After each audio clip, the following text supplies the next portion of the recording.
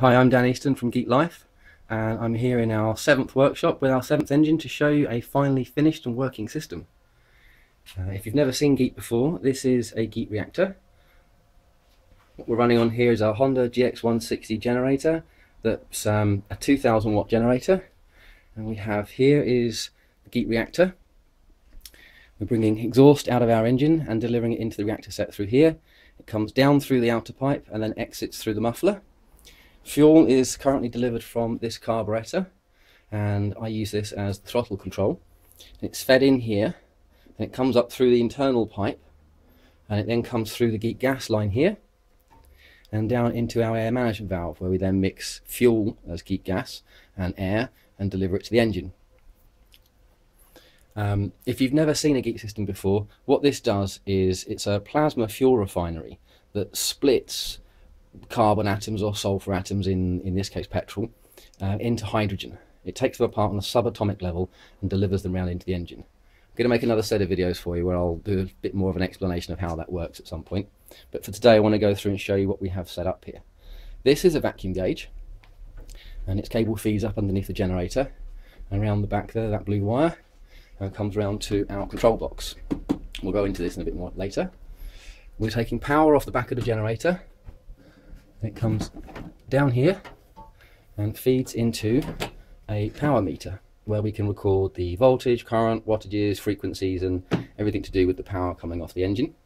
That's then fed into this variac. This has been pre-calibrated on mains for the load that's underneath the desk there. So this gives us our applied load as if it was mains, so it's kind of a rough indication of what we should be getting, and then we check back onto the power meter to see what's actually coming out. That then feeds this wire, comes around here into our 4-way plug, and it drops down underneath the bench to this 2 and something thousand watt heater. I've currently got it set to max and max, and then we can rev the engine up and change the settings on our control valves here and change its power band, and then apply a load so we keep the engine at the same speed, and then we can see how much power is coming off. Okay, let's have a quick look at this then. This is our new analyzer box. It's going to go into a new case in the next few weeks, but for now I can just show you what we've got here. On the screen on the top we have lots of data comes from this engine set and from previous engines. I haven't put all the sensors on at the moment because I don't want to confuse the issue. But what we can record on here is the reactor temperature, its vacuum, the exhaust pressure at the bottom of the reactor, and the power out. And we can cycle through on here. It'll also, these knobs here control servos for carburetors and air management valves and that kind of thing. We also have an ultrasound system in here that we can use an ultrasound fuel delivery. So in this mode we have the carburetor setting, the AMV setting, and these are for the ultrasound that's not currently being used.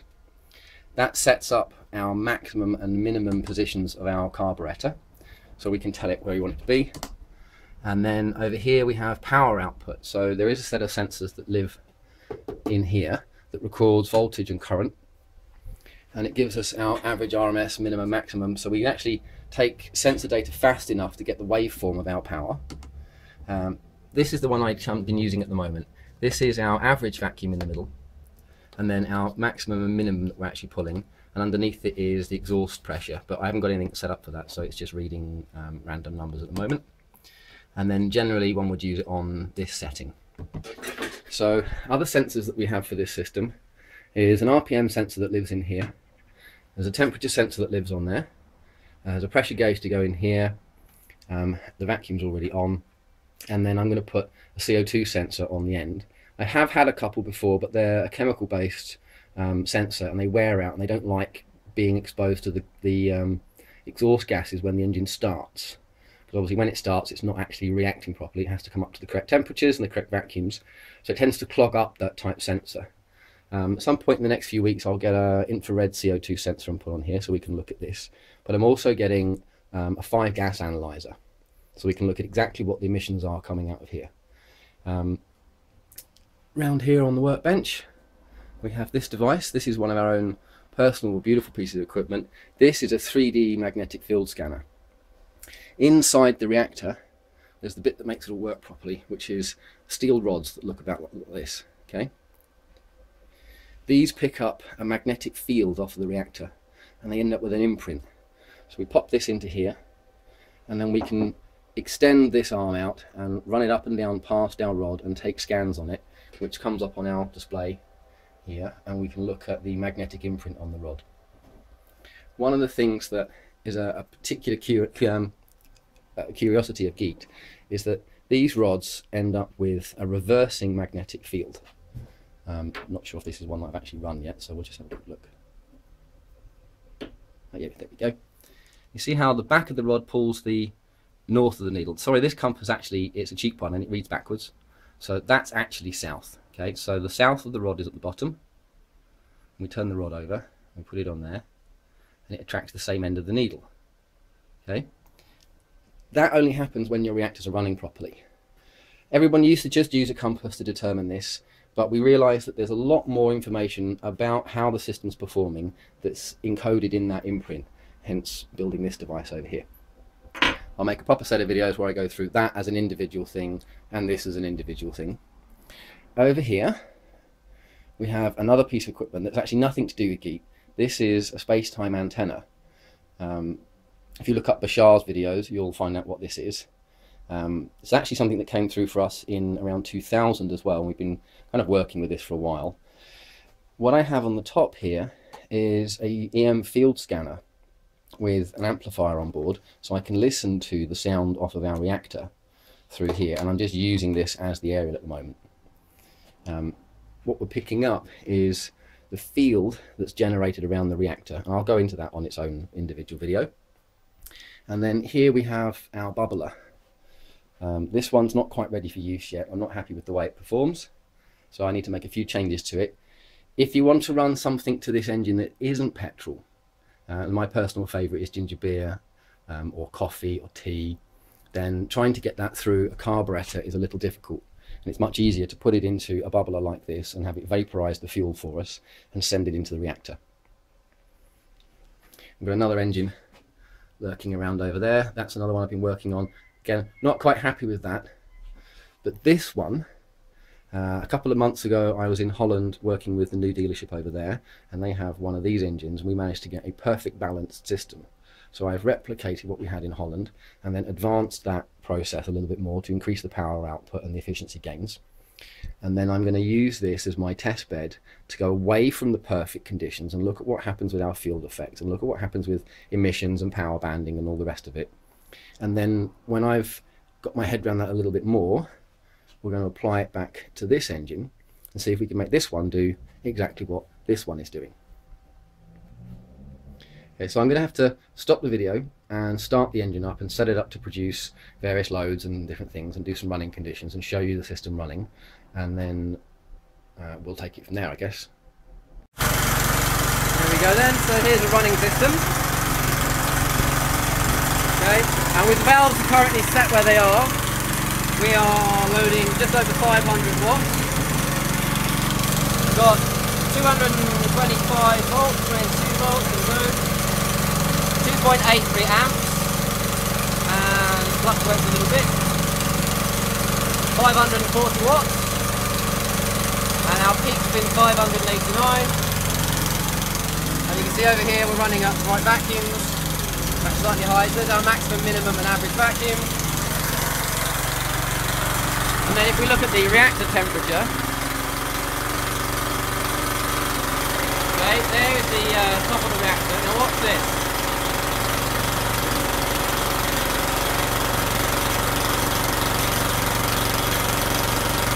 See how that went up in the middle?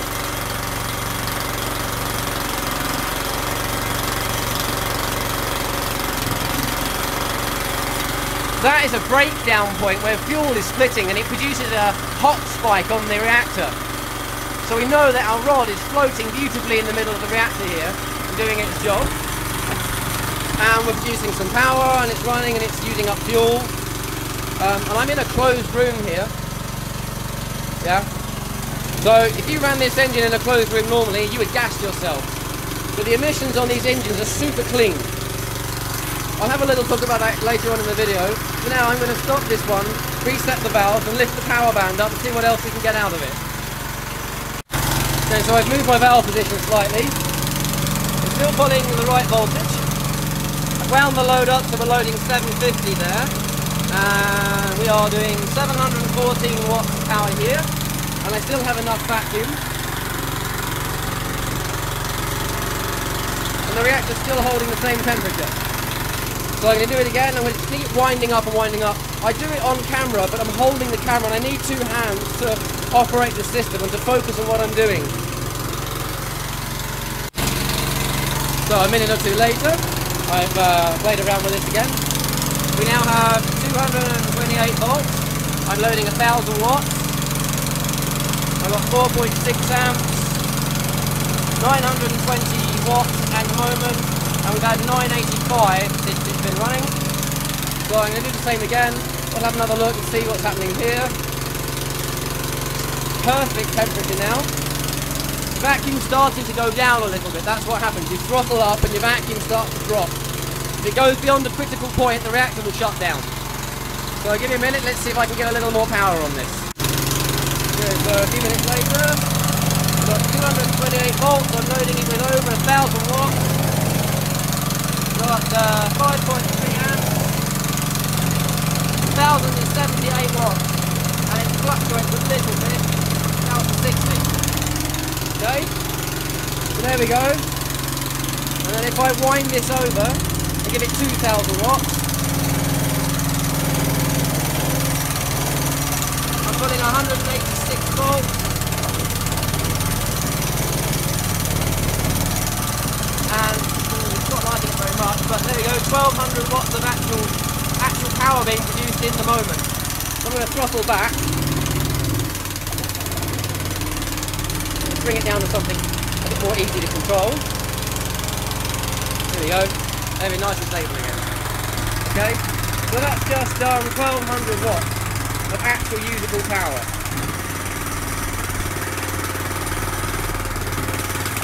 Okay, give me a minute to just tune things around a little. Okay, so that's happy looking up for itself for a minute. What I'd like to look at is on here. If I press this, that is our peak achieved power, 1800 watts. In one moment there we had it just right. Cost of power, there we go. So currently on a lower voltage, a lower load, running at the right speed, 3 amps, 500 watts. But yeah, 1800 watts is our peak.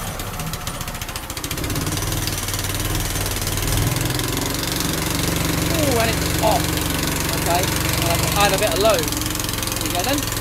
Okay, let's have another look at the temperature and see what happened when we ran it that hard. Perfect. And there should still be some temperature spikes.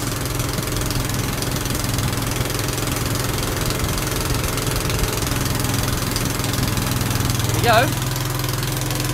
Okay, let's turn this off so you can hear. Because that is rather loud. Okay, look. Here on our fuel inlet, 49 Fahrenheit, switch to Celsius. 5 degrees Celsius going in there. I've got 20 odd degrees time it comes into the engine. We've got, you know, a couple of 100 degrees here, 150s. This engine, when it was running on normal petrol, go back to that. That's the same spark plug temperature as this engine produces when it's at full load on a normal carburetted system. That is 40 or 50 degrees cooler than this engine would have been. The air is a little bit warm, so 30 to 40 degrees cooler on there. The oil casing used to do about 90 something to 100. And then just on that spot there, 95. So I'm not overheating an engine. We're not burning out valves and doing anything. It's not running lean. It's using fuel. It's converting petrol, in this case, into hydrogen, sending it through into the engine, and it's running, and it's producing 1800 watts of power at one point there. Originally 2000 watts. That's what this is designed to do. So we've just got 80% of the performance out of this engine that we had before. I did some fuel consumption tests a couple of days ago. I will repeat them and do them on video and make a nice log for you all. This type engine, at 500-600 watts would run for around 3/4 of an hour, maybe a little bit more, maybe a little bit less, on a litre of fuel. 2 days ago, this engine, and it wasn't quite as perfect as it is now, it had a 70% increase in efficiency and actually ran for 40 minutes on a half a litre of fuel, knocking out 500 or 600 watts. The emissions off these engines are super, super clean, guys. Over here on the whiteboard, we've got some preliminary data that I took. There's a set of videos for this that I already made. This is how much fuel we used in a 10-minute run, producing this amount of power. When it arrived, this little screw here, this is part of the original governor system. It was obviously set too high as a factory standard, and it was knocking out more voltage than it's supposed to, and producing overcurrent and overrunning its whole self. And what I did was I didn't put this and everything in line. I used the heater and set through minimum zero load 1, 2, and 3. So this is our zero load 1, 2, and 3. Okay, I took it down to a garage. I had emissions tested, and we got this. Okay, under the various loads, it's all on footage.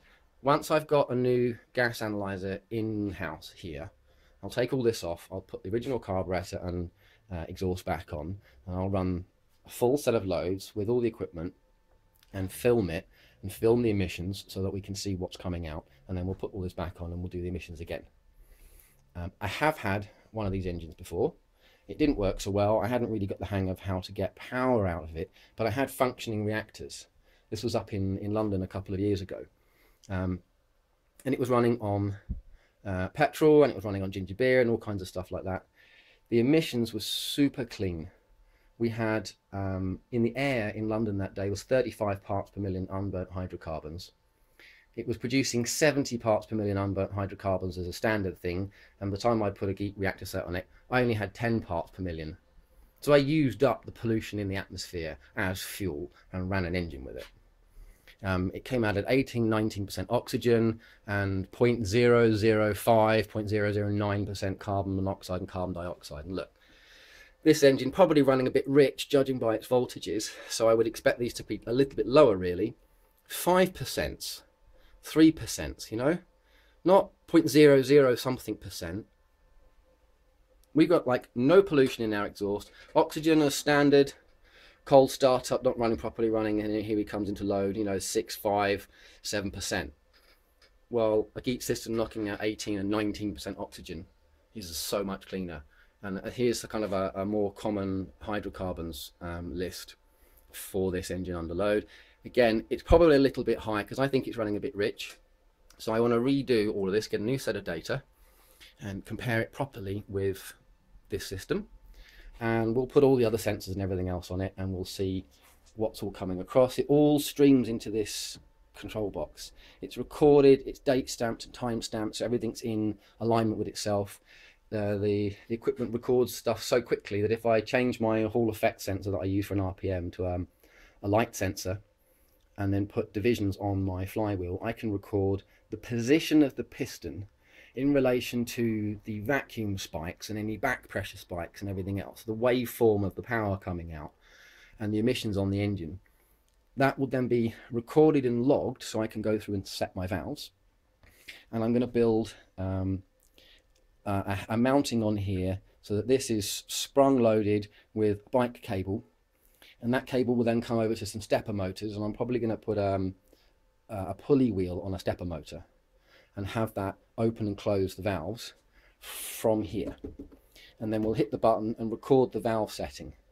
That way when we then tell it we say wind up our load, this will detect the load off of the engine and throttle up accordingly, and it will know where its valve positions are supposed to be for various loads and move them accordingly. So there is no like tweak this one, tweak that one backwards and forwards, and she'll throttle up and down by herself whilst taking readings of reactor temperature and exhaust output to make sure that it's staying in the right mode, in the right conditions. You can have a moment where it'll start to fit a little bit and you have to close back the valve and then tap it open a touch to get it to pick back up again, and the control system is going to need to be able to do that. Throttling these things down is a bit tricky at the moment because I've got it set up to produce maximum power, What I'll probably do is put I've got a servo that sits on here that operates this lever as the throttle position on the carburetor, and I'm thinking I'm going to give it this as master throttle and a master throttle, and the one that's here will go from a minimum setting, so you can throttle down to 500 watts of load and then control it, and then it'll open up and it will give us the 1000 watts of load, and then you play with these two to actually throttle from 1000 watts up to the 2000 watt mark. But at the moment we can't throttle back automatically like this with the way it's built. But this is a demonstration and test rig to prove that this will work properly and everything runs, and we'll upgrade our systems over a period of time and add in the rest of the control and all the analysis. The next thing I'm going to do on this video, or probably a couple of videos, is let it cool down, take the rod out, put the rod in the rod reader and show you the field effects and the stuff that's happening there. Okay, while she's cooling down, because you don't want to take a rod out of there when it's just been run. I completely forgot to have a look at this while I was making those last videos. Not a problem.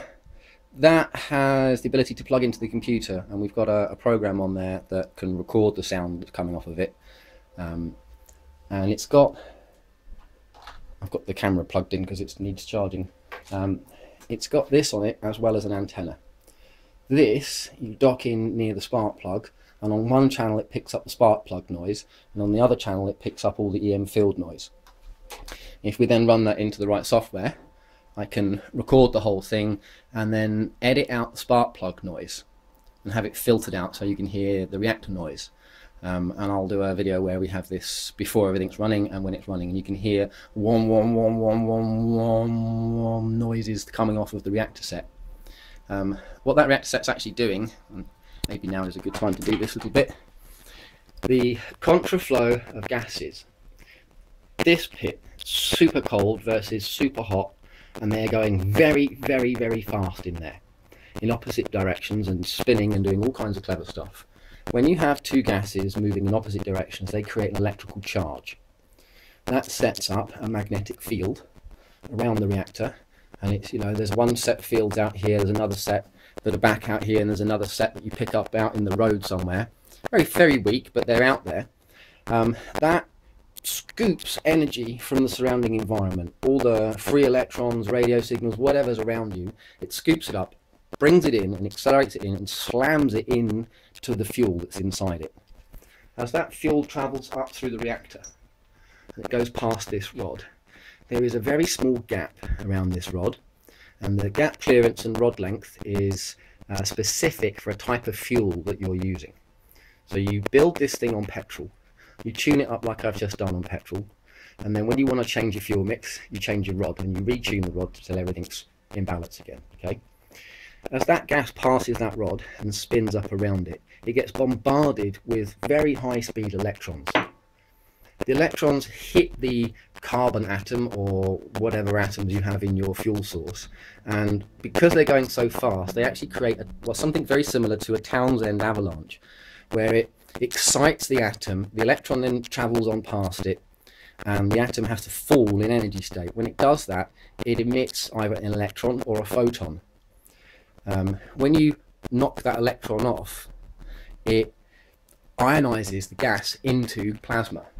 If you carry on bombarding that atom, then you continuously strip electrons off the outside of it until the nucleus can no longer stay in the big lump that it is, because it doesn't have enough charge to balance out the neutrons and protons in the nucleus to the electrons on the outside of it. So the nucleus splits.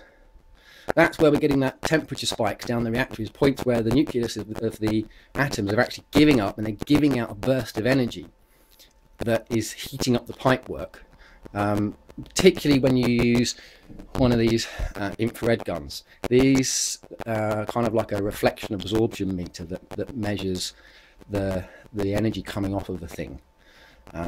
Because of the way the fields work around the reactor, it kind of almost tricks this in a way. It doesn't necessarily read a true temperature of the pipework. It tells you there's an energy signature in the middle of the reactor. As those atoms then split, you end up basically getting an electron, neutron, proton soup.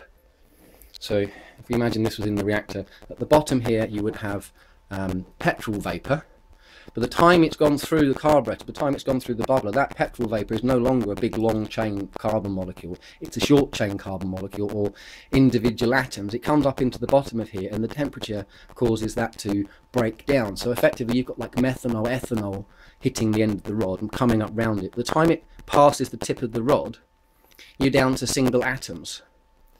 Then it goes from here to here. When it comes off the back of the rod, it can't stay in this high energy plasma state anymore. There's no longer the available speeds, vacuums and magnetic fluxes and temperatures and all the rest of the things that we use to raise the energy level of our fuel from a liquid to a vapor to a plasma. It falls off the back of the rod, and classically there's a ball of white light here on the back of the rod. That neutron, proton, electron soup falls into that space, and it has to go down in energy, which means it's got to go from being rarefied, almost nothing at all, back to being matter. And the simplest form that it can create at that point is hydrogen. Right, so you get the group 1 top end elements coming off the back of the rod being delivered around into the engine. Once it's in the engine, it's taking in some air through from here, obviously, and it burns in the engine, and it doesn't burn like petrol burns, it burns as a plasma reaction inside the engine. And somehow, and this is a bit that nobody really understands yet, that hydrogen combining with the air falls back in size. It's almost like you've got these little tiny molecules and you've burnt them and excited them, and they want to drop back. They've released energy in driving the engine, and they drop back into a heavier element, which is where we get all this extra oxygen from. That's why we suddenly get 18, 19, 20% oxygen in there. If you play around with the rod lengths and fuel composition and these kind of things, apparently you can actually get more oxygen than is supposed to be in air. Being 21% is like super clean air, 20% in a city. You go into the middle of a major city on a bad day with smog around, you could be looking at 14 to 16% oxygen in certain cities. That's why everybody starts to get ill and depressed, and they can't focus properly, and they get aggressive because they're oxygen starved. We need this kit not just on cars, and to be honest, if we were to go anywhere near cars at this point, the powers that be will probably try and bump us off. It's no joke. There's a lot of dead people out there who've been working on this kind of stuff over the years. It's generators and power production for communities that I'm really interested at. I want to see these things in our community projects running on an available biofuel or a fuel and petrol mix, or something that we can afford to run on, making no pollution. But there you go, that's kind of what's happening inside the reactor. So I'm going to open her up, pull the rod out, and then we will show you this fantastic thing over here. So let's have a look at the field in our rod with the imaging system here. Here's the program that we use. This was written by my good friend Alex. He spent a year or so working on this program now. What you're looking at here is the calibration data. So we've calibrated it to pick up whatever fields are around the space where we're going to put the rod. And now that I've put the rod in, okay, I'm going to scan it again, and the difference between the two fields comes up as our field lines. And I'm saving it, and it stores the data when you save it and loads it into this part of the program here, where you can select through which ones you want to look at. You set all your rod parameters and things over here, and then this is our analysis section, which tells us field strength, so you can pick out things, and there's all kinds of complicated stuff in this program that we use. So let's do a scan. I'll try and hold the camera still. Apologies for the last bit of video, there's some horrible glitchy noise on there. I don't know where it came from, but I decided not to reshoot that piece of video, as it was kind of a good take anyway. You'll just have to put up with the ch noise that's in there.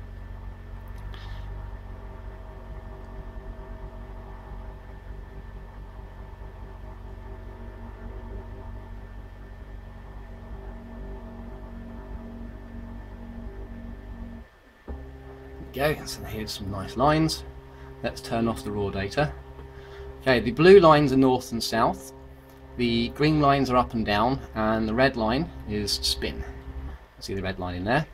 Now 0 point is up through the center, and there's a picture there that represents the rod, what's happening with it. So if the blue lines are on this side, it means that's a south field, and when they're on this side, it's a north field. As far as I'm aware, green lines on this side means that the field is traveling upwards, and it's travelling downwards when they're over here. And then this is clockwise, I think.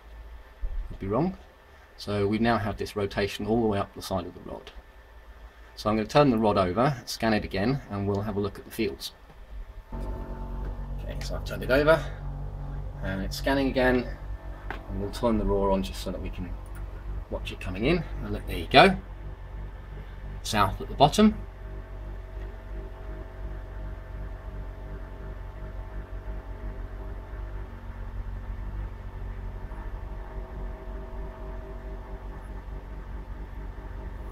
North at the top.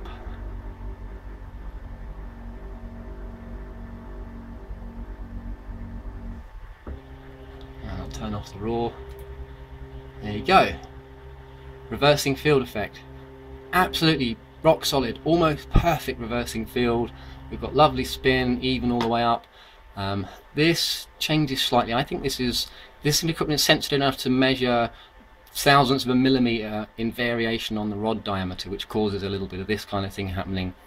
What we're looking at here on the scale is micro gauges, guys. That's like 1 gauss up here, and we're looking at 0.25, 0.3. So it's a tiny little field at this point. They do get a lot bigger than this sometimes, especially if you've had a reactor running for a few days. You can do things like select these points through here, and it comes up and tells you what you're running and where you are, so you can switch this around and have one set up here and one set down here.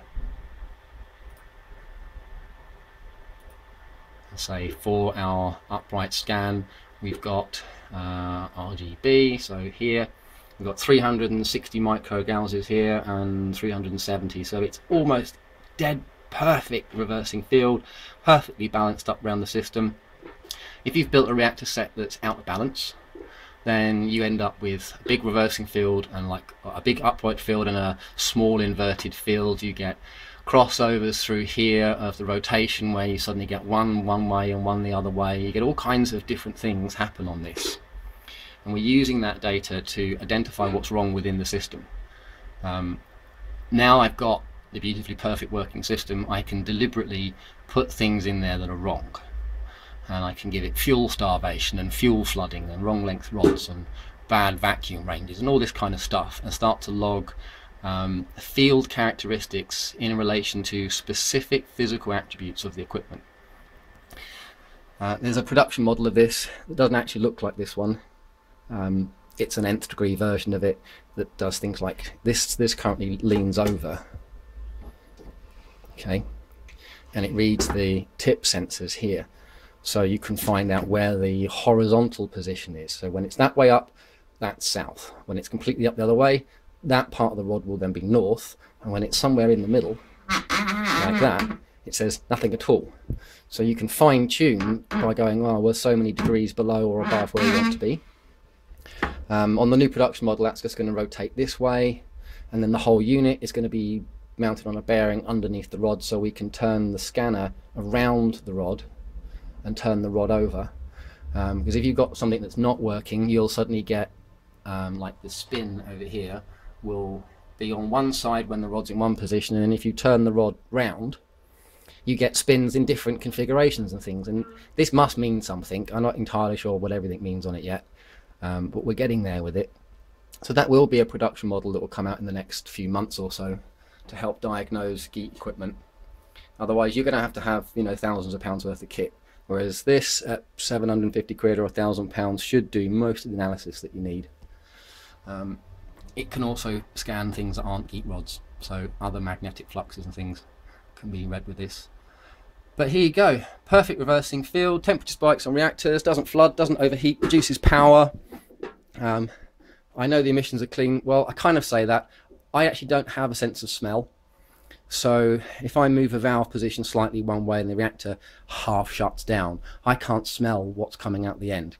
Other people have said, yeah, it's great, and I know that if I move a valve around, it goes from running to slightly not running, which is why I need a proper gas analysis on there. For anybody else, a normal human being, you would know straight away whether it's running or not. But that's been running in here for, you know, half an hour, 3/4 of an hour. I don't feel dizzy, I don't feel sick, I've not given myself carbon monoxide poisoning again. which, believe me, after 5 years of working on Geet, an epic amount of money, 7 engines, 5 countries, 7 workshops, and probably a couple of 100,000 hours of my time and work on this. I do know when I poison myself with carbon monoxide, it does happen.